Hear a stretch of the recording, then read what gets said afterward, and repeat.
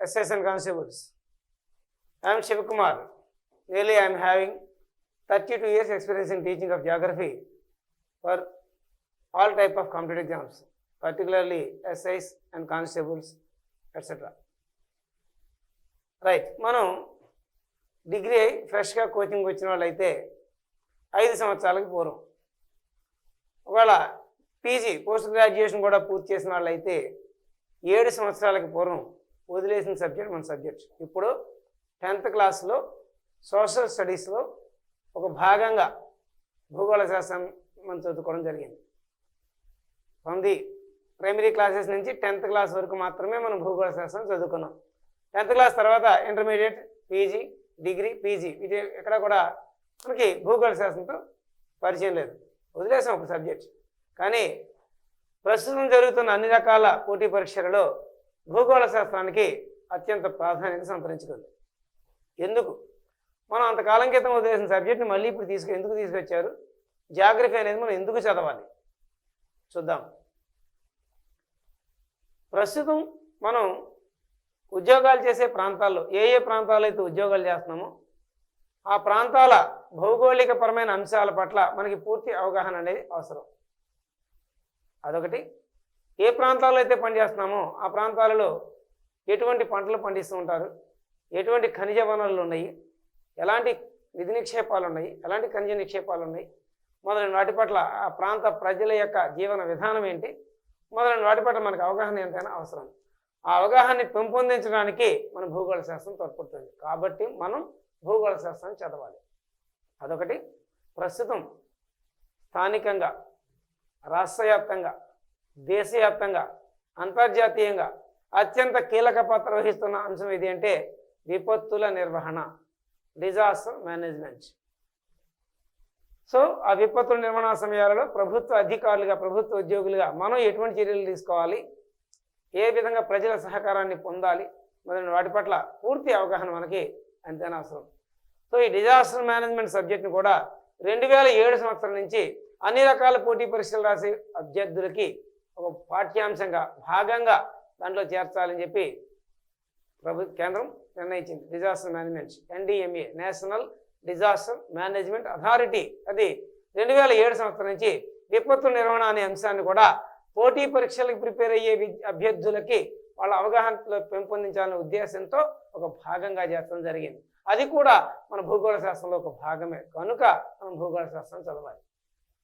అయితే అంతకాలం క్రితం వదిలేసిన సబ్జెక్టు అసలు what is the scope of the geography. ఈరోజు క్లాస్లో మనం చూసేది భూగోళ శాస్త్రం యొక్క పరిధి. భూగోళ శాస్త్రంలో ఏ అంశాలు చదువుకుంటామో తెలుసుకొని తర్వాత మన ఈ particular SI police constable examination సంబంధించి ఆ పాఠ్యాంశాల్లో ఏ అంశాలు మనం చదవాలి అనేది డీటెయిల్గా మనం చూద్దాం ఈరోజు క్లాస్లో. Scope of the geography. So మనం డిస్కస్ చేసే సబ్జెక్టు భూగోళ శాస్త్రం. రైట్,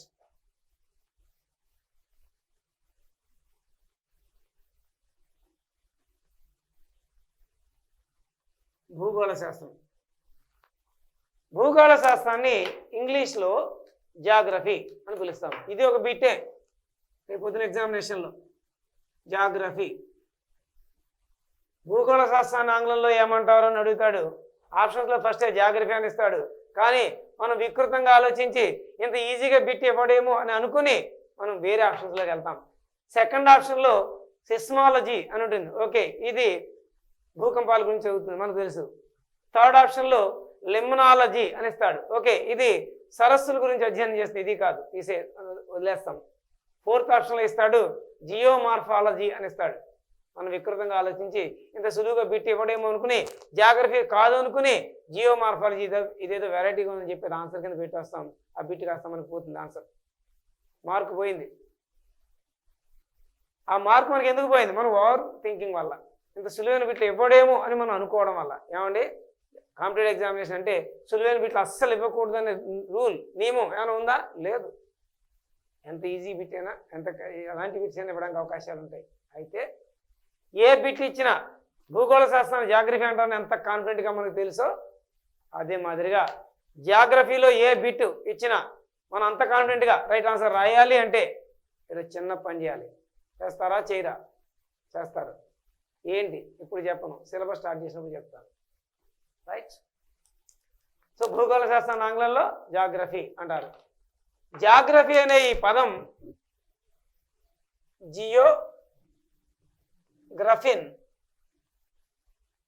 జియోగ్రఫిన్ అనే రెండు గ్రీకు భాషా పదాల నుంచి గ్రహించబడింది.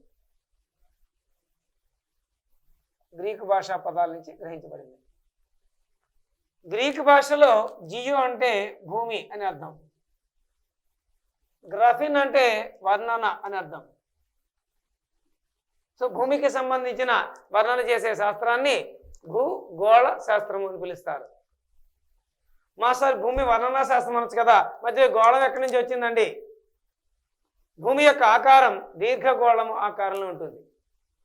ఈ దీర్ఘగోళాన్ని గ్రీక్ భాషలో జియాయిడ్ అని పిలుస్తారు. సో ప్రీవియస్ పేపర్లో ఎస్ఐ పోలీస్ ఎగ్జామినేషన్లో వచ్చిన బిట్ ఏంటంటే జియాయిడ్ ఆకృతిలో ఉన్న గ్రహం ఏదని చెప్పి బిట్ అడిగాడు. అది భూమి.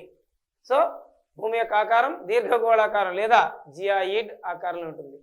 సో జియాయిడ్ ఆకారంలో దీర్ఘగోళం ఆకారంలో ఉన్న భూమిని గురించి వర్ణించే శాస్త్రం కనుక దీనిని భూగోళ శాస్త్రము అని పిలుస్తారు. రైట్. కాంపిటేటివ్ ఎగ్జామినేషన్స్కి ఈజీగా జాగ్రఫీని ప్రిపేర్ అయ్యే దృష్ట్యా, అంటే కాంపిటేటివ్ ఎగ్జామినేషన్ పాయింట్ ఆఫ్ వ్యూలో మనం సులువుగా ప్రిపేర్ అవ్వడానికి భూగోళ శాస్త్రాన్ని మన సౌలభ్యం కోసం, మన సౌకర్యం కోసం ప్రధానంగా రెండు రకాలుగా విభజిస్తాం. అవేంటంటే ఒకటి భౌతిక భూగోళ శాస్త్రం,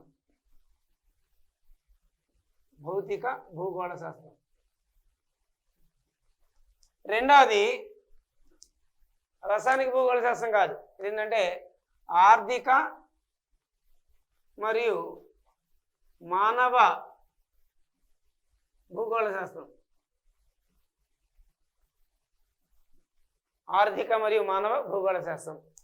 ఫిజికల్ జాగ్రఫీ. భౌతిక భూగోళ శాస్త్రాన్ని ఇంగ్లీష్లో ఫిజికల్ జాగ్రఫీ అని పిలుస్తారు.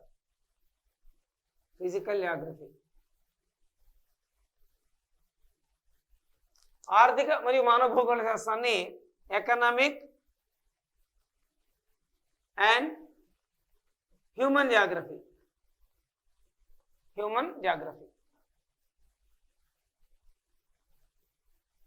Economic and human geography. భౌతిక భూగోళ శాస్త్రం మరియు ఆర్థిక మరియు మానవ భూగోళ శాస్త్రం. రైట్. ఈ భౌతిక భూగోళ శాస్త్రాన్ని తిరిగి మూడు రకాలుగా విభజిస్తాం. ఒకసారి చెప్తున్నాను, ఈరోజు మనం డిస్కస్ చేసేది స్కోప్ ఆఫ్ ది జాగ్రఫీ. జాగ్రఫీలో మనం ఏ పాఠ్యాంశాలు చదువుతాం అనేది మనం ఇప్పుడు డిస్కస్ చేస్తున్నాం. రైట్. భౌతిక భూగోళ శాస్త్రం మూడు రకాలు. దీంట్లో మొదటిది భూస్వరూప శాస్త్రం.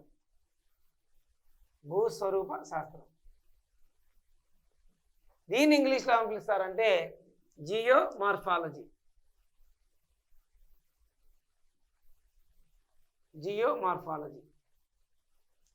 భూస్వరూప శాస్త్రం పేరులోనే ఉంది, భూస్వరూపం.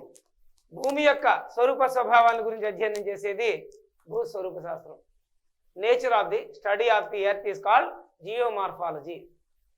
అంటే మనం భూమి యొక్క స్వరూప స్వభావాల గురించి చదువుతున్నాం. అంటే భూమి యొక్క పూర్వాపరాలన్నీ మనం తెలుసుకోవాలి. అంటే మనం భూమి యొక్క అడ్రస్ పట్టుకోవాలి. భూమి ఎక్కడుంది?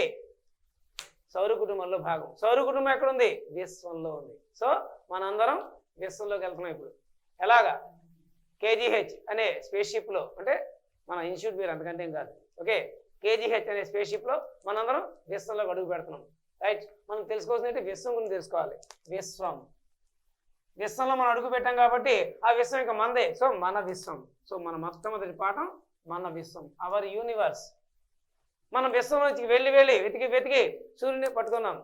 సూర్యుడికి అడ్రస్ పట్టుకుని సూర్యుడిని పట్టుకున్నాం. సూర్యుడిని ఇంటర్వ్యూ చేసాం. సూర్యుడు తన కుటుంబ సభ్యులందరినీ మనకు పరిచయం చేశాడు. అదే సౌర కుటుంబం, సోలార్ సిస్టమ్. సౌర కుటుంబం, solar family or solar system. So సూర్యుడు తన కుటుంబ సభ్యులందరినీ పరిచయం చేశాడు. దాంట్లో భాగంగా మన భూమిని కూడా మనకి పరిచయం చేశాడు. అమ్మయ్య, భూమి యొక్క అడ్రస్ మనకు తెలిసింది. మీరు మామూలు కాదు. ఏం చేశారు? భూమి దొరికింది కదా అని భూమిని పట్టుకొని భూమి మీద అడ్డంగా నిలువుగా గీతలు గీయడం మొదలెట్టారు. వాటినే మనం పిలుస్తామంటే అక్షాంశాలు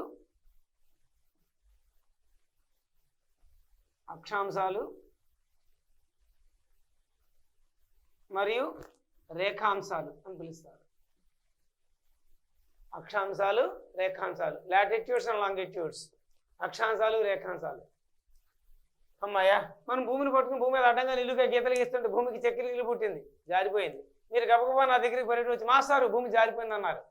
ఇవన్నీ నేను ఎందుకు చెప్తున్నా అంటే ఈ రకంగా ఇలా నాటకీయంగా కథా రూపంలో మీకు చెప్పినట్టయితే సబ్జెక్ట్ ఎక్కువ మైండ్లో ఎక్కువ కాలం ఉండడానికి అవకాశం ఉంటుంది. అందుకని చెప్తాను తప్ప నిజంగా మనం వెళ్ళి భూమి మీద అడ్డంగా నిలువుగా మనం గీతలు గీయం. ఓకేనా? రైట్. సో మాస్టర్ భూమి జారిపోయింది అన్నారు. నేను చెప్పాను భూమి ఎక్కడికి జారిపోదు. భూమి తన చుట్టూ తాను తిరుగుతూ నిర్ణీత మార్గంలో సూర్యుని చుట్టూ తిరుగుతుంది. దీనినే మనం ఏం పిలుస్తామంటే భూచలనాలు అని పిలుస్తారు. ఎర్త్స్ మూమెంట్స్, భూచలనాలు. రైట్. సూర్యుడు మనకు పరిచయం చేసినప్పుడే చేశాడు. ఏమని? భూమికి కొడుకున్నాడు, వాడి పేరు చంద్రుడు. వాడేం చేస్తున్నాడు? వాడు కూడా తన చుట్టూ తాను తిరుగుతూ నిర్ణీత మార్గంలో భూమి చుట్టూ తిరుగుతున్నాడు. సూర్యుడి చుట్టూ భూమి, భూమి చుట్టూ చంద్రుడు. ఇలా ఒకళ్ళ చుట్టూ ఒకళ్ళు తిరగడంలో వీళ్ళందరూ ఒకే వరుసలోనికి వచ్చే పరిస్థితి ఏర్పడుతుంది. అలా ఒకే వరుసలోనికి వచ్చినప్పుడు ఏర్పడతాయి గ్రహణాలు, ఎక్లిప్సెస్. గ్రహణాలు, ఎక్లిప్సెస్, గ్రహణాలు. రైట్. మీరు అంతా తెలుసుకున్నారు. మాస్టర్ అసలు భూమి లోపలే ఉందో చూద్దామని చెప్పి భూమిని తవ్వుకుంటూ లోపలికి వెళ్ళిపోయాం మనం. అప్పుడు తెలిసింది మనకి ఏంటది? భూమి అంతర్నిర్మాణం, interior structure of the earth. భూమి అంతర్నిర్మాణం, interior structure of the earth. Right. భూమి లోపలికి తవ్వుకుంటూ లోపలికి వెళ్ళాం మనం. అప్పుడు తెలిసాయి మనకి ఏంటవి? భూమి లోపల కొన్ని రకాల బలాలు పనిచేస్తున్నాయనే విషయం మనకి స్పష్టమైంది. అదే భూమిలో చలనాలు, నిర్మితీయ రీతులు. భూమిలో చలనాలు, నిర్మితీయ రీతులు, earth's movements and structural forms. భూమి లోపల పనిచేసే ఈ బలాలు, భూమిలో చలనాలు, నిర్మితీయ రీతులు, వీటి వల్ల ఏర్పడతాయి ఏంటంటే అవి రెండు. ఏంటంటే అవి ఒకటి భూమిలో చలనాలు, నిర్మితీయ రీతుల వల్ల ఏర్పడేవి. ఒకటి భూకంపాలు, ఎర్త్ క్వేక్స్. మరియు రెండోది ఏంటంటే ఉపరితల భూస్వరూపాలు. ఉపరితల భూస్వరూపాలు, సర్ఫేస్ ల్యాండ్ ఫార్మ్స్. ఈ ఉపరితల భూస్వరూపాలు ఇవి మూడు రకాలు. ఒకటి ఉపరితల భూస్వరూపాలు పర్వతాలు, మౌంటైన్స్. పర్వతాలు, పీఠభూములు, మైదానాలు. పర్వతాలు, పీఠభూములు, మైదానాలు, మౌంటైన్స్, ప్లాట్యూస్ అండ్ ప్లెయిన్స్. ఇవి భూస్వరూప శాస్త్రంలో మనం చదివే విషయాలు. All these topics are basics for our subjects. మన సబ్జెక్ట్ మనం నేర్చుకోవాలంటే వీటి గురించి కనీసం మనం తెలుసుకోవాలి. All these topics are basics. నేను మీకు జాగ్రఫీ చెప్పే విధానం రెండు మెథడ్స్లో చెప్తానండి. ఒకటి concept orientation, second one comparative orientation. Concept and comparative orientation. Concept orientation కంటే మనం కాంపిటేటివ్ ఎగ్జామ్స్కి ప్రిపేర్ అవ్వాలి. ఎందుకంటే ఇప్పుడు సంవత్సరాలు గడుస్తున్న కొద్దీ కాంపిటీషన్, ప్రతి ఉద్యోగానికి కాంపిటీషన్, పోటీ ఎక్కువైపోయింది. ఎక్కువ పోటీ అయినప్పుడు ఏమవుతుందంటే వీలైనంత వరకు సబ్జెక్ట్ స్టఫ్ ఉన్న వాళ్ళని మాత్రమే సర్వీసెస్లో సెలెక్ట్ చేసుకోవడానికి అవకాశం ఉంటుంది. అటువంటిప్పుడు టెక్స్ట్ పుస్తకాల్లో ఉన్నట్టుగా బిట్స్ ఫ్రేమ్ చేసినట్టయితే ఎటువంటి ప్రయోజనం ఉండదు. అందరికీ కూడా 100% వస్తాయి. అప్పుడు ఎవరిని సెలెక్ట్ చేసుకోవాలో మళ్ళీ మనకి ఇబ్బంది. కాబట్టి ఏం చేస్తున్నారంటే ఈ రోజుల్లో జరుగుతున్న పేపర్లో పోటీ పరీక్షల్లో వీలైనంత వరకు సబ్జెక్ట్ ఉన్న వాళ్ళని, సబ్జెక్ట్ పట్ల పూర్తి అవగాహన ఉన్న వాళ్ళని మాత్రమే సర్వీసెస్లో తీసుకోవాలనే ఉద్దేశంతో వీలైనంత వరకు సబ్జెక్ట్ని అప్లికేషన్ మెథడ్లో కన్వర్ట్ చేసి పెట్టేస్తున్నారు. సో ఆ కంటెంట్కి సంబంధించిన కాన్సెప్ట్ మన మైండ్లో ఉన్నట్టయితే మనం అత్యంత అద్భుతంగా వాడు ఏ యాంగిల్లో ఎలా క్వశ్చన్ ఇచ్చినా మనం సులువుగా ఇన్ టైంలో ఆన్సర్ చేయడానికి అవకాశం ఉంది. సో కాన్సెప్ట్ ఓరియంటేషన్తో మనం చదవాలి. మాస్టర్ కాన్సెప్ట్ ఓరియంటేషన్ అంటే ఎందుకు చదవాలండి? ఇప్పుడు ఎగ్జాంపుల్ చెప్తున్నాను. సపోజ్ అక్షరాంశాలు లేఖాంశాలు పాఠం తీసుకుందాం. ఒక 10-12 సంవత్సరాలకు పూర్వమైనట్టయితే కనుక కాంపిటీషన్ చాలా తక్కువ ఉండేది. అప్పుడు ఏం చేసేవారు? కాంపిటేటివ్ ఎగ్జామినేషన్స్లో బిట్స్ ఏ రకంగా ఇచ్చేవారంటే టెక్స్ట్ పుస్తకాల్లో ఖాళీలను పూరించము, ఇలాంటి బిట్సే అక్కడ కాంపిటేటివ్ ఎగ్జామ్స్లో బిట్స్ కింద వచ్చేవి. అవి చదువుకున్న వాళ్ళు మాత్రమే మన సర్వీసెస్లో రావడానికి అవకాశం ఉంది. కాంపిటీషన్ తక్కువ. ఇంకో 2 సంవత్సరాలు గడిచింది అనుకోండి. ఆ తర్వాత అప్పుడు వచ్చినాయి అదే టాపిక్ నుంచి అక్షరాంశాలు లేఖాంశాలు. సపోజ్ ఫర్ ఎగ్జాంపుల్ 10-12 సంవత్సరాలకి పూర్వం కాంపిటేటివ్ ఎగ్జామినేషన్స్లో అక్షాంశాలు రేఖాంశాలు టాపిక్ నుంచి బిట్స్ వస్తే అవి ఎలా ఉండేవి? భూమిపై అడ్డంగా గీసిన గీతలను ఏమంటారు, భూమిపై నిలువుగా గీసిన గీతలను ఏమంటారు? అప్పుడు కాంపిటేటివ్ ఎగ్జామ్స్లో బిట్స్. ఇంకో 2 సంవత్సరాలు గడిచింది, అదే టాపిక్ నుంచి బిట్స్ వచ్చినాయి. ఎలా? కొంచెం డెప్త్నెస్ పెంచుతాడు, ఎందుకంటే కాంపిటీషన్ పెరిగింది. రైట్. అక్షాంశానికి అక్షాంశానికి సగటు దూరం మధ్య సగటు దూరం ఎంత? 2 రేఖాంశాల మధ్య సగటు దూరం ఎంత? ధ్రువాల వద్ద రేఖాంశాల మధ్య దూరం ఎంత? ఇలాంటి బిట్స్ ఇంకొంచెం డెప్త్నెస్ పెంచాడు. ఇంకో 2 సంవత్సరాలు గడిచింది, అదే టాపిక్ నుంచి బిట్స్ వచ్చినాయి. ఎలా? 0 డిగ్రీల అక్షాంశం అని దేన్ని అంటారు, 0 డిగ్రీల రేఖాంశం అని దేన్ని అంటారు? ఇంకొంచెం డెప్త్నెస్ పెంచాడు. ఇంకో 2 సంవత్సరాలు గడిచింది. రైట్. అప్పుడు కాంపిటేటివ్ ఎగ్జామ్స్లో బిట్. కర్కట రేఖ మన దేశంలో ఈ రాష్ట్రం గుండా పోదు. అసలు కర్కట రేఖ ఏంటి, మకర రేఖ ఏంటి, భూమధ్య రేఖ ఏంటి, అసలు వీటి అన్నింటిని ఎవరు గీశారు, ఎప్పుడు గీశారు, అసలు ఏంటి దీని కథ, కమ్మం ఇష్యూ, ఇవన్నీ మనం తెలుసుకోవాలంటే కంటెంట్ పట్ల పూర్తి కాన్సెప్ట్ అనేది ఉండాలి, అవగాహన అనేది ఉండాలి. సో కాన్సెప్ట్ ఓరియంటేషన్తో అందించాలి. లాస్ట్ టైం 2018 ఆ టైంలో జరిగిన ఒక కాంపిటేటివ్ ఎగ్జామినేషన్లో బిట్ ఇచ్చాడు. ఏమని? చెన్నై 70 డిగ్రీల రేఖాంశం దగ్గర ఉంది, కోల్కతా 78 డిగ్రీల చెన్నై 60 డిగ్రీల రేఖాంశం దగ్గర ఉంది, కోల్కతా 78 డిగ్రీల రేఖాంశం దగ్గర ఉంది. సమయ వ్యత్యాసం ఎంత అని టెక్స్ట్ పుస్తకాల్లో రేఖాంశానికి రేఖాంశానికి మధ్య 4 నిమిషాలు వ్యత్యాసం ఉంటుంది అని మాత్రమే ఉంటుంది. నేను అప్లికేషన్లో కన్వర్ట్ చేశాడు. చెన్నై 60 డిగ్రీలు, కోల్కతా 80 డిగ్రీలు, అంటే ఇప్పుడు ఎంత వేరియేషన్ మనకి దగ్గర 18 డిగ్రీల వరకు వచ్చింది. రైట్. ఓకే, 18 డిగ్రీల వరకు వచ్చింది. ఇప్పుడు మనం 10 డిగ్రీకి 4 నిమిషాలు, 18 డిగ్రీలకి ఎంత, ఇవన్నీ కూడా మనం లెసన్స్లో కాన్సెప్ట్లోకి వెళ్ళిన తర్వాత మీకు ఖచ్చితంగా అవన్నీ కూడా ఏ రకంగా మనం చేయాలనేది కాన్సెప్ట్ ఓరియంటేషన్తో మనం సబ్జెక్ట్ నేర్చుకుంటేనే ఇలాంటి బిట్స్ మనం ఆన్సర్ చేయడానికి అవకాశం ఉంటుంది. So that's why if you learn the subject జాగ్రత్త on the base of concept orientation, అవగాహన పూర్వకంగా మనం చదువుకోవాలి. రైట్. నెక్స్ట్, భౌతిక భూగోళ శాస్త్రం 3 రకాలు. మొదటిది భూస్వరూప శాస్త్రము, అంటే భూస్వరూప శాస్త్రం మన కంటిన్యూస్ అన్ని కూడా మనం చదువుతాం. రైట్. మరి రెండోది ఏంటండి? రైట్. భౌతిక భూగోళ శాస్త్రం 3 రకాలు.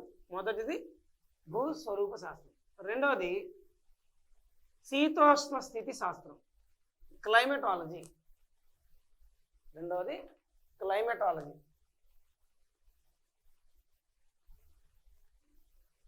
శీతోష్ణ స్థితి శాస్త్రం.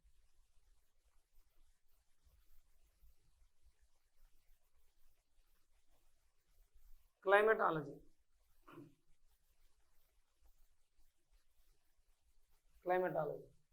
క్లైమేట్. మనం వాడుక భాషలో అనేక రకాల పదాల అర్థాలు వాడుతుంటాం. వాడుక భాషలో ఆ పదాల అర్థం వేరేగా ఉపయోగిస్తాం, వాటి యొక్క వాస్తవిక అర్థాలు వేరేగా ఉంటాయి. క్లైమేట్ మనం ఏంటంటే క్లైమేట్ అన్నా వాతావరణం ఒకటే ధోరణిలో చదువుతాం. ఫర్ ఎగ్జాంపుల్ మనం వేసవికాలం క్లాసులో ఉన్నాం, ఉక్కపోత చాలా ఎక్కువ ఉంది, చాలా ఉష్ణ తీవ్రత ఎక్కువ ఉంది, ఉక్కపోతం చాలా చిరాకుగా ఉంది. ఉన్నట్టుండి సడన్గా దట్టమైన మేఘాలు అలుముకొని చల్లని గాలి ఇస్తూ చిరుజల్లులు కురుస్తున్నాయి, చల్లటి గాలి మనకు రాష్ట్రానికి వస్తుంది అనుకోండి. అప్పుడు వెంటనే మనం ఏం చేస్తాం, ఈ చివరి ఉన్న వాళ్ళు చూసిన వాళ్ళు ఏం చేస్తారంటే పక్కతో చూడు క్లైమేట్ భలే మారిపోయింది ఇది కొడుతారు. అందరి నోట ఒక 5 నిమిషాలు పోయిన తర్వాత అందరి నోట ఒకటే మాట, క్లైమేట్ మారిపోయింది, క్లైమేట్ మారిపోయింది. ఇక్కడ మారింది క్లైమేట్ కాదు, వెదర్, వాతావరణం మారింది. There is the difference between the climate and weather. వాతావరణం వేరు, శీతోష్ణ స్థితి వేరు. ఈ రెండింటికి మధ్య వ్యత్యాసాలు ఏంటి? రైట్. ఏంటంటే శీతోష్ణ స్థితి శాస్త్రంలో మనం చదివే విషయాలు ఏంటంటే ఉష్ణోగ్రత, పీడనం, పవనాలు, ఆర్ద్రత, అవపాతం. ఉష్ణోగ్రత, పీడనం, పవనాలు, ఆర్ద్రత, అవపాతం. Temperature, pressure, winds, humidity and precipitation. వీటిని ఇవే అంశాలని స్వల్పకాలానికి అంచనా వేస్తే దానిని ఏమని పిలుస్తామంటే వాతావరణం అని పిలుస్తారు.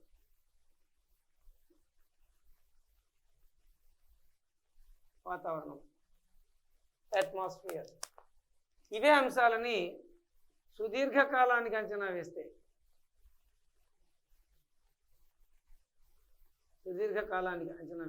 దీనిని మనం పిలుస్తామంటే శీతోష్ణ స్థితి.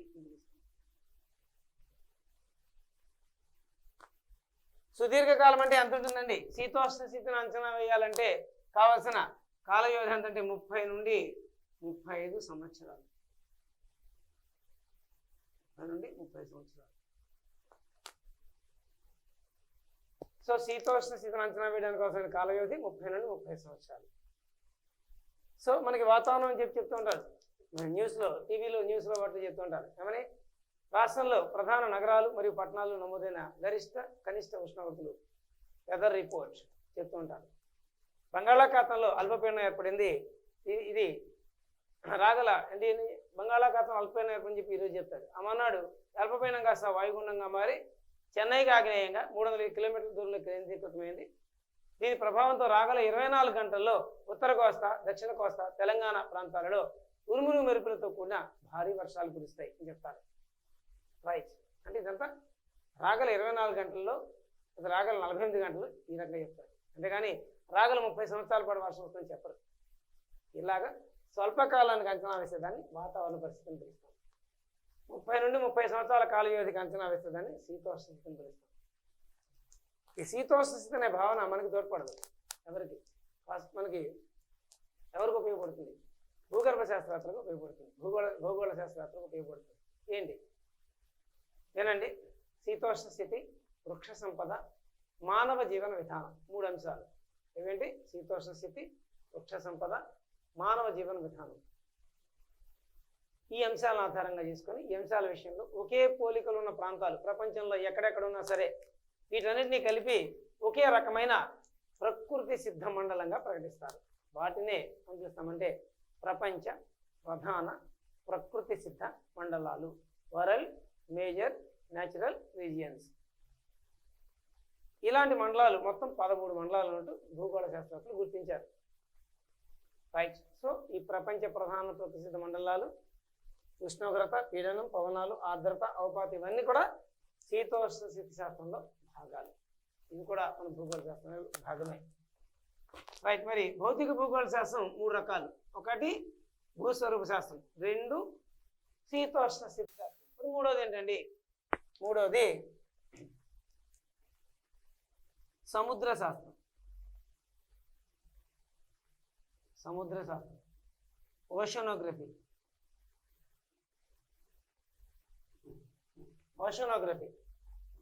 సముద్ర శాస్త్రం చిన్నప్పటి నుంచి చదువుకున్నాం, మీరు చెప్పేస్తారు. ప్రపంచంలో అతిపెద్ద సముద్రం ఏది? వెంటనే చెప్తారు పసిఫిక్ అని. పోయింది అక్కడ బిట్టు. ఏంటది? ప్రపంచంలో అతిపెద్ద సముద్రం దక్షిణ చైనా సముద్రం. మరి అదేంటి మాసారు? పసిఫిక్ మహాసముద్రం చదువుకున్నాం కదా. ప్రపంచంలో అతిపెద్ద సముద్రం దక్షిణ చైనా సముద్రం. ప్రపంచంలో అతిపెద్ద మహాసముద్రం పసిఫిక్ మహాసముద్రం. మహాసముద్రాలు వేరు, సముద్రాలు వేరు. రెండింటికి తేడా ఎప్పుడు తెలుస్తుంది? సముద్రాల గురించి అధ్యయనం చేస్తే తెలుస్తుంది. అంతేకాదు సముద్ర చలనాలు 3 రకాలు: తరంగాలు, ప్రవాహాలు, పోటుపాట్లు. తరంగాలు, ప్రవాహాలు, పోటుపాట్లు. Ocean waves, ocean currents and ocean tides. ఇవన్నీ కూడా మన సముద్ర శాస్త్రంలో చదువుతాం. సముద్ర జలాల్లో నీటి యొక్క ఉపదానాన్ని లవణీయత అని పిలుస్తారు, సాలినిటీ. దాని గురించి కూడా దీంట్లో చూద్దాం. ఇది సముద్ర శాస్త్రం. ఇది భౌతిక భూగోళ శాస్త్రం అని చదివే విషయాలు. భూగోళ శాస్త్రాన్ని మన కాంపిటేటివ్ ఎగ్జామినేషన్ పాయింట్ ఆఫ్ వ్యూలో ప్రధానంగా మనం 2 రకాలు చెప్తాం. ఒకటి భౌతిక భూగోళ శాస్త్రం, 2 ఆర్థిక మరియు మానవ భూగోళ శాస్త్రం. ఆర్థిక మానవ భూగోళ శాస్త్రం ఏంటండి? రైట్, చూద్దాం. ఆర్థిక మరియు మానవ భూగోళ శాస్త్రం, ఎకనామిక్ అండ్ హ్యూమన్ జాగ్రఫీ. ఆర్థిక భూగోళ శాస్త్రం అంటే ఏంటి? ఏ ఏ ప్రాంతాలలో ఎటువంటి ఖనిజ నిక్షేపాలు ఉన్నాయి, ఎటువంటి లవణ రేణువులు అవన్నీ ఉన్నాయి, ఖనిజ లవణాలు ఉన్నాయి, నేలలలో ఎటువంటి స్వభావాన్ని కలిగి ఉన్నాయి, ఎటువంటి అటవీ సంపద ఉంది, ఎటువంటి వృక్ష సంపద ఉంది, ఇలాంటివన్నీ కూడా ఏంటో చెబుతామంటే ఆర్థిక భూగోళ శాస్త్రం చెబుతాం. ఓకే, సపోజ్ ఖనిజాలు నేను చెప్పుకోపోయి కూడా మనకి బిట్టేనండి మన ప్రీవియస్ పేపర్లో. చూడండి, చాలా ఇంపార్టెంట్ ఇది. ఏంటంటే సపోజ్ మనకి పెట్రోలియం నిక్షేపాలు ఉన్నాయనుకుందాం. పెట్రోలియం నిక్షేపాలు పుష్కలంగా ఉన్నాయి. భూమి లోపల పొరల్లో ఉన్నాయి. పెట్రోల్ నిక్షేపాలు ఉన్న ప్రాంతాలని ఏమని పిలుస్తామంటే చమురు క్షేత్రాలు అని పిలుస్తాం. చమురు క్షేత్రాలు. మనం భూమి లోపల సపోజ్ దీని పక్కనే మనం ఈ స్థలానికి పక్కనే పెద్ద ఖాళీ స్థలం, దాంట్ లోపల భూపొరల్లో పెట్రోల్ నిక్షేపాలు అనుకున్నాం. నిజం అని ఇప్పుడు చెప్పబోయేది కూడా మనకి కాంపిటేటివ్ ఎగ్జామ్స్లో బీచేది ఏంటది, పెట్రోల్ నిక్షేపాలు ఉన్న చోట కేవలం పెట్రోల్ ఒకటే కాదు, అనేక ఉంటాయి. ఏంటంటే సహజ వాయువు, నీరు, పెట్రోల్, ఇవన్నీ ఉంటాయి. నిజం భూపరితలం, ఇది ప్రీవియస్ పేపర్లో ఎస్ఐ పోలీస్ ఎగ్జామినేషన్లో బీటీది. భూపరితలం నుంచి లోపలికి పోయే కొలది ఈ క్రింది వాటిని ఆరోహణ క్రమంలో వివరించండి అని ఇస్తాడు. వినమ్మా, మనం ఎన్నిసార్లు చదివినప్పుడు మాత్రమే వచ్చి పుస్తకం మూసిన వెంటనే మర్చిపోయి బిట్ ఒకటి ఉంది, అదే ఆరోహణ అవరోహణ, అసెండింగ్ అండ్ డిసెండింగ్. ఎన్నిసార్లు చదివినా మనకి కన్ఫ్యూజ్. దాని గురించి ఒక క్లారిటీ ఇస్తాను చూడండి. ఆరోహణ, ఆరోహణ ఎన్ని అక్షరాలు తెలుగులో? 4 అక్షరాలు. ఆరోహణ, ఆరోహణ. ఓకే. అవరోహణ ఎన్ని అక్షరాలు? 5 అక్షరాలు. అవరోహణ 5 అక్షరాలు వచ్చేసింది. ఆరోహణ తక్కువ అక్షరాలు, తక్కువ స్థాయి, కింది స్థాయి నుంచి పైకి వెళ్తే దాన్ని ఆరోహణ. పర్వత ఆరోహణ, పర్వతాలు కింద నుంచి పైకి ఎట్లా. ఓకే. ఆరోహణ. అవరోహణ ఎక్కువ అక్షరాలు, ఎక్కువ స్థాయి, పై స్థాయి నుంచి కిందికి రావడం, అవరోహణ. కన్ఫ్యూజన్ లేదు కదా. ఆరోహణ అవరోహణ, కింద నుంచి పైకి ఎక్కేది ఆరోహణ, ఎగువ నుంచి దిగుకు వచ్చినట్టయితే ఎక్కువ నుంచి తక్కువ స్థాయికి వస్తుంది అవరోహణ. ఓకేనా? రైట్. ఇప్పుడు ఇదంతా ఎందుకు చెప్పాను ఏనండి, భూమి లోపల పొరల్లో మనకి సాంద్రత ఎక్కువగా ఉండేది, అంటే బరువు అయింది కింద ఉంటుంది, మనందరూ తెలిసిందే. తేలికైంది దాని మీద ఉంటుంది. రైట్. సాంద్రత ఎక్కువ ఉండేది నీరు. నీటి మీద పెట్రోల్ పోస్తే తేలుతుందా మునుగుతుందా? తేలుతుంది. అంటే నీటి సాంద్రత కంటే పెట్రోల్ సాంద్రత తక్కువ. పెట్రోల్ సాంద్రత కంటే సహజవాయు సాంద్రత ఇంకా తక్కువ. ఓకేనా? రైట్. ఒక ఎగ్జాంపుల్ బిట్ ఇచ్చాడు. ఏమని, భూపరితలం నుంచి లోపలికి పోయే కొలది ఈ క్రింది వాటిని ఆరోహణ క్రమంలో వివరించండి అని బిట్ ఇచ్చాడు.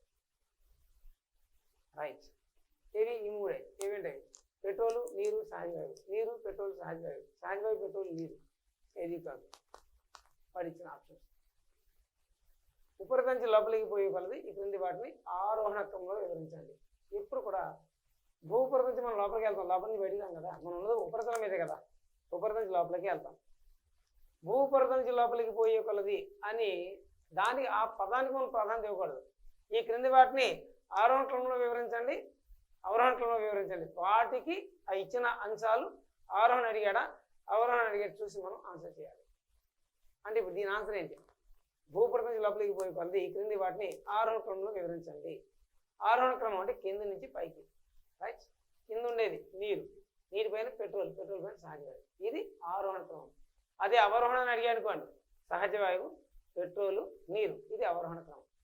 నీరు, పెట్రోలు, సహజవాయువు, ఇది ఆరోహణ క్రమం. సో ఇది ఇంపార్టెంట్. సో ఏ ప్రాంతాలలో ఎటువంటి ఖనిజ నిక్షేపాలు ఉన్నాయి అవన్నీ కూడా ఈ ఆర్థిక భూగోళ శాస్త్రం నుంచి చదివే విషయాలు. ఆర్థిక భూగోళ శాస్త్రం అంటే ఏంటంటే ఏ ఏ ప్రాంతాల్లో ఏ ఏ ఖనిజాలు లభిస్తున్నాయి. ప్రపంచంలో వజ్రాలకు ప్రసిద్ధి ప్రాంతం ఏది అంటే దక్షిణాఫ్రికాలో కింబర్లీ నదీలోయ ప్రాంతం. బంగారు నిల్వలు ఎక్కువ ఉన్న ప్రదేశాలు ఆస్ట్రేలియాలో మనకి ఎడారి ప్రాంతాలు, ఎడారి భూములు, ఇసుక పొరల కింద బంగారు నిక్షేపాలన్నీ ఉన్నాయి. పెట్రోల్ నిక్షేపాలు ఎక్కువ ఉన్న ప్రాంతం ఏది అంటే నైరుతి ఆసియా ప్రాంతం. అతిపెద్ద చమురు క్షేత్రం కాలిఫోర్నియాలోని సిగ్నల్ హిల్స్. చమురు నిల్వలు ఎక్కువ ఉన్న ప్రదేశం నైరుతి Asia. Iran, Iraq, Saudi Arabia, Kuwait, Bahrain ఈ ప్రాంతాల్లో మనకి ఈ చమురు నిక్షేపాలు ఎక్కువ ఉంటాయి. మీ అందరికీ నా మీద కోపం ఏంటంటే మాస్టర్ బంగారం, వజ్రాలు అన్నీ అక్కడక్కడ ఇచ్చేస్తారు, మరి ఇండియాకి ఏమీ లేవా? ఇండియాకి ఉన్నాయి. ప్రపంచంలో అబ్రగం మైకా ఉత్పత్తుల ప్రథమ స్థానం ఇండియా. ప్రపంచంలో సున్నపురాయి ఉత్పత్తుల ప్రథమ స్థానం ఇండియా. ప్రపంచంలో ముగ్గురాయి వైరైటీస్ ఉత్పత్తుల ప్రథమ స్థానం ఇండియా. ఇప్పుడు ఇవన్నీ చెప్తుంటే మీరు అనిపించవచ్చు ఏంటంటే పనికి మాలిన సున్నపురాయి, ముగ్గురాయి ఇవన్నీ మనకి చక్కగా బంగారం, వజ్రాలని వాళ్ళక. రైట్. సో అది కాదండి. ఏ ఏ ప్రాంతాల్లో ఏ ఏ ఖనిజాలున్నాయో తెలియజేసేది మనకి ఆర్థిక భూగోళ శాస్త్రం. మరి మానవ భూగోళ శాస్త్రం ఈ ఖనిజ వనరులు మొదలైన వాటిని ఉపయోగించి మానవుడు ఏ విధంగా ప్రగతిని సాధిస్తున్నాడో తెలియజేసేది మానవ భూగోళ శాస్త్రం. ఆర్థిక మరియు మానవ భూగోళ శాస్త్రం. దీన్ని మనం కాంపిటేటివ్ పాయింట్ ఆఫ్ వ్యూలో ప్రధానంగా 4 రకాలుగా చెప్పచ్చు. ఒకటి ప్రపంచ ఆర్థిక మానవ భూగోళ శాస్త్రం, 2 భారతదేశ ఆర్థిక మానవ భూగోళ శాస్త్రం, 3వది ఆంధ్రప్రదేశ్ ఆర్థిక మానవ భూగోళ శాస్త్రం, 4వది తెలంగాణ రాష్ట్ర ఆర్థిక మానవ భూగోళ శాస్త్రం. ఇది మన సిలబస్. మీ సిలబస్లో పర్టికులర్ వాళ్ళు మెన్షన్ చేస్తారు ఏమని, ఇండియన్ జియోగ్రఫీ అంటే దీంట్లో మనం ఏం చదవాలి, బేసిక్ కాన్సెప్ట్స్ కాబట్టి భూస్వరూప శాస్త్రం కంపల్సరీగా చదవాలి. అయితే నేను మీ సబ్జెక్ట్ ఎలా ఇస్తానంటే ఏవేవి అయితే మీ సబ్జెక్ట్ మీ రిలేటెడ్గా సిలబస్లో మెన్షన్ చేశాడో వాటికి పూర్వాపరాలు కాన్సెప్ట్ పూర్తిగా అవగాహన పెంపొందించడం కోసం వీళ్ళంత డెప్త్కి వెళ్ళి చదువుతుంటాం. మీకు బయట మార్కెట్లో దొరికే పుస్తకాలు అవన్నీ కూడా జాగ్రఫీ చూడడానికి ఇంత లావుగా ఉంటుంది. దాంట్లో వాళ్ళు ఏం చేస్తారంటే, నేను ఎవరిని విమర్శించడం కాదు, ప్రధాన ఉద్దేశం వరల్డ్ అనే పదం కనబడింది. మీకు సిలబస్ ఏమైనా మెన్షన్ చేస్తాడు, Indian geography focus with of regional geography, regional in the sense either Telangana or Andhra Pradesh. Indian geography focus with of regional geography with world economic events అంటాడు, ప్రపంచ ఆర్థికపరమైన అంశాలు. కాబట్టి వరల్డ్ అనే పదం కనపడింది కాబట్టి మీకు బయట మార్కెట్లో దొరికే పుస్తకాలు ఏం చేస్తారంటే ప్రపంచ భూగోళ శాస్త్రం మొత్తం అంతా కూడా డంప్ చేస్తే ఆ మెటీరియల్ అంతా ఇంత లావు కనబడుతుంది. ఆ పుస్తకం చూసిన వెంటనే మనకు భయం వేస్తాయి, ఈ బాబు ఇవన్నీ చదవాలా అక్కర్లా. మీ ఏ సబ్జెక్ట్ అయితే ఏ టాపిక్స్ అయితే ఉన్నాయో ఆ సబ్జెక్ట్ని ఆ టాపిక్స్ని వీళ్ళంత వరకు డెప్త్గా వెళ్ళి మనం చదివితే సరిపోతుంది. నాకు తెలిసిన సబ్జెక్ట్ అంతా మీకు చెప్పడం నా ఉద్దేశం కాదు, మీకు పనికొచ్చే సబ్జెక్ట్ డెప్త్గా చెప్పడం నా ఉద్దేశం. కాబట్టి కాన్సెప్ట్ అండ్ కంపారిటివ్ ఓరియంటేషన్ చెప్పాను. మీకు Indian geography focus with of regional ఇది తెలంగాణ ఆర్ ఆంధ్రప్రదేశ్ వరల్డ్ అంటే నేను మీకు తులనాత్మకంగా మీకు అందిస్తాను. అంటే ఎలా తులనాత్మక అధ్యయనం అంటే ఏంటి, కంపారిటివ్ ఓరియంటేషన్. ఈ రకంగా చదివితే మనం తక్కువ టైంలో ఎక్కువ సబ్జెక్ట్ ఎక్స్ప్లెయిన్ చేయడానికి అవకాశం ఉంటుంది. ఎలా సపోజ్ నేను మీకు ఇండియన్ జియోగ్రఫీ ఒకటి చెప్పేసి వదిలేసాను అనుకోండి. దాంట్లో ఒక ఎగ్జాంపుల్, భారతదేశంలో అత్యల్ప ఉష్ణోగ్రత నమోదయ్యే ప్రాంతం జమ్మూ కాశ్మీర్ ప్రాంతంలోని ద్రాస్ కార్గిల్ సెక్టార్ అనే ప్రదేశం -45°C అని చెప్పేసి వదిలేసాను అనుకోండి. అలా ఇండియన్ జియోగ్రఫీ ఒకటి చెప్పేసి వదిలేసాను. మీరు ఇంటికి వెళ్ళి మంచి కాన్సన్ట్రేషన్తో చదువుతుంటారు, ఏకాగ్రత. మీరంతా ఏకాగ్రతకి ప్రతిరూపాలు కదా, తెలుసు నాకు. రైట్, చాలా కాన్సన్ట్రేషన్తో చదువుతుంటారు. ఖచ్చితంగా చెప్తున్నాను, అకాడమిక్ ఎగ్జామినేషన్ ప్రిపేర్ అయ్యకంటే కాంపిటేటివ్ ఎగ్జామినేషన్ ప్రిపరేషన్లో కాన్సన్ట్రేషన్ పవర్ ఎక్కువగా ఉంటుంది. There is no doubt at all. ఎందుకంటే అకాడమిక్ ఎగ్జామ్లో 1 మార్కు ఎక్కువ వచ్చినా తక్కువ వచ్చినా పర్లేదు, ఇక్కడ ప్రతి మార్కు మన జీవిత దిశానిర్దేశాలని నిర్దేశించేది.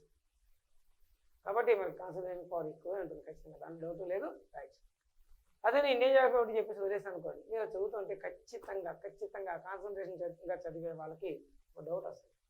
ఇండియాలో అయితే లీస్ట్ టెంపరేచర్ ఇది, మరి ఆంధ్రప్రదేశ్లో ఎక్కడ డౌట్ వచ్చింది అంటే నేను చెప్పలేదు అనుకోండి, మీరు ఏం చేయాలి, ఆంధ్రప్రదేశ్ భూగోళ శాస్త్రం పుస్తకం తీసి ఆ పాఠం తీసి టాపిక్ చూసి అమ్మయ్య ఆంధ్రప్రదేశ్లో ఇది, ఈ 2 చదివాక తెలంగాణలో ఎక్కడ డౌట్ వచ్చింది, తెలంగాణ భూగోళ శాస్త్రం పుస్తకం తీసి ఆ పాఠం తీసి కంటిన్యూ తీసి రైట్. ఈ 3 తెలుసుకున్నాక ప్రపంచంలో ఎక్కడ డౌట్ వచ్చింది, అప్పుడేం చేయాలి, ప్రపంచ భూగోళ శాస్త్రం పుస్తకం పాఠం కంటిన్యూ తీసుకుని ఇలాగా 4 పుస్తకాలు మీరు ముందేసుకోవాల్సి వస్తుంది, 4 పుస్తకాలు రిఫర్ చేసుకోవాల్సి వస్తుంది. మీరు అసలే మంచి కాన్సన్ట్రేషన్తో చదువుతుంటారు. అంతేకాదు book is a best partner to go to sleep. తెలియదేం కాదు మీకు పుస్తకం అనేది మంచి, ఎప్పుడైనా నిద్ర పట్టకపోతే పుస్తకం సబ్జెక్ట్ తీసి కన్సెప్ట్ చదివితే చాలు మంచి సౌండ్ స్లీప్ వస్తుంది, దాంట్లో డౌట్ లేదు.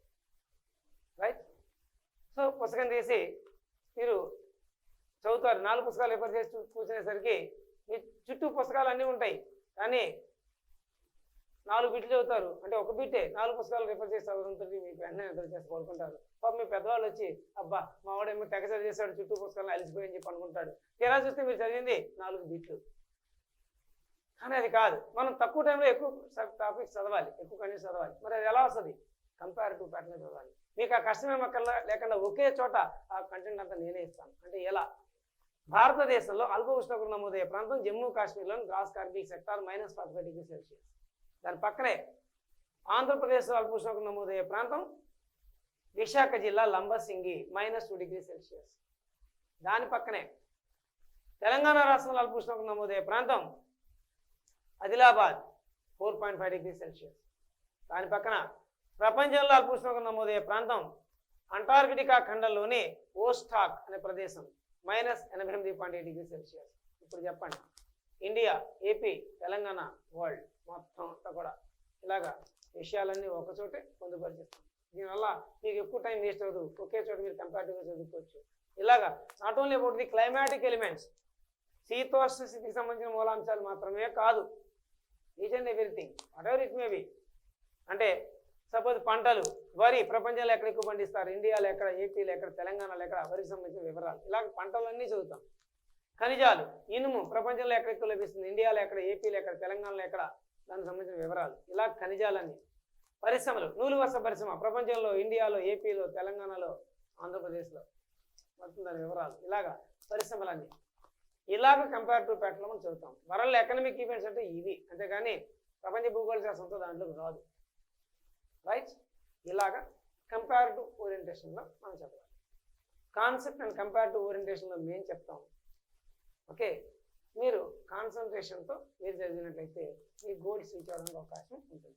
ఓకేనా, ఇది సిలబస్ ప్యాటర్న్. ఇవన్నీ కూడా మనకి ఎస్ఐ పోలీస్ ఎగ్జామినేషన్ వాటిలో కూడా మన దగ్గర 20 నుంచి 25 బిట్ల వరకు మనం జాగ్రత్త నుంచి రావడానికి అవకాశాలు ఉంటాయి. 20 నుంచి 25 బిట్లు మనం జాగ్రత్త నుంచి వస్తాయి. కానిస్టేబుల్ ఎగ్జామినేషన్ అయితే 15 బిట్ల వరకు మనకి 12 నుంచి 15 వరకు ఈ జాగ్రత్త నుంచి రావడానికి అవకాశాలు ఉంటాయి గూగుల్ శాస్త్రం. కాబట్టి కాన్సన్ట్రేషన్ మనం పే చేసినట్టయితే ఎక్కువ మార్క్స్ మనం పర్ఫెక్ట్గా గెయిన్ చేయడానికి అవకాశం ఉంటుంది. ఇది మీ సిలబస్ ప్యాటర్న్, అదంతా కూడా చదివే విధానం. సో మన ఫస్ట్ టాపిక్ మనవేశం, అది నెక్స్ట్ క్లాస్లో మనం మనవేశం అనే టాపిక్ నుంచి చూద్దాం.